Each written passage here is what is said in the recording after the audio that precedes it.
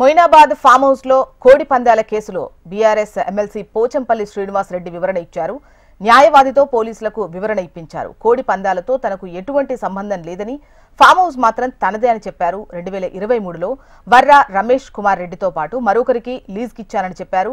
Lease పత్రాలను పోలీసులకు అందజేసినట్లు వెల్లడించారు. లీజ్ ఇచ్చిన భూమిని ఏపీకి చెందిన వ్యాపారి భూపతిరాజు శివకుమార్ అలియాస్ గబ్బర్ సింగ్ తీసుకున్నట్లు పోచంపల్లి తెలిపారు.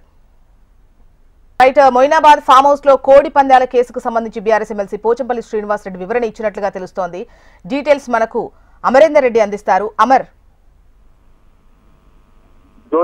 ఏదైతే రంగారెడ్డి జిల్లా మొయినాబాద్ ఫామ్ హౌస్ లో కోళ్ల పందాల కేసులో ఎమ్మెల్సీ పోచంపల్లి శ్రీనివాస్ రెడ్డికి గతంలో మొయినాబాద్ పోలీసులు నోటీసులు అందజేశారు. ఈ నోటీసులకు ఎమ్మెల్సీ పోచంపల్లి శ్రీనివాస్ రెడ్డి నోటీసు వివరణ కూడా ఇచ్చినట్టుగా తెలుస్తుంది. అయితే కోడి పందాలు జరిగిన ఫామ్ హౌస్ సంబంధించి ఎమ్మెల్సీ కావడం, అక్కడ ఇల్లీగల్ గా కార్యక్రమాలు జరుగుతున్నట్టుగా సీసీ ఫోటో ఆధారంగా పోలీసులు గుర్తించిన నేపథ్యంలో ప్రస్తుతం పోచంపల్లి న్యాయవాదితో సహా వివరణ ఇచ్చినట్టుగా తెలుస్తుంది. అయితే కోడి పందాలు ఆడించిన విషయానికి సంబంధించి ఫామ్ హౌస్ తనదేనని 2023లో వర్ర రమేష్ కుమార్ రెడ్డి వ్యక్తికి లీజు కూడా ఇచ్చినట్టుగా అందులో పేర్కొన్నారు. రమేష్ కుమార్ తో పాటు మరొకరికి లీజ్ ఇచ్చినట్టుగా పోచంపల్లి అందులో పేర్కొనగా, లీజ్ పత్రాలకు సంబంధించిన వివరాలను కూడా పోలీసులకు కూడా పోచంపల్లి అందజేసిన నేపథ్యంలో ప్రస్తుతం లీజ్ ఇచ్చిన భూమికి సంబంధించి ఏపీకి చెందిన వ్యాపారి అయినటువంటి భూపతిరాజు శివకుమార్ వర్మ అలియాస్ గబ్బర్ సింగ్ పేరున్నటువంటి ఇప్పటికే ఆయన్ని అదుపులోకి తీసుకున్న పోలీసులు ప్రస్తుతం ఒకవైపు విచారిస్తున్న నేపథ్యంలో అసలు ఎమ్మెల్సీ పోచంపల్లి శ్రీనివాస్ రెడ్డికి అతను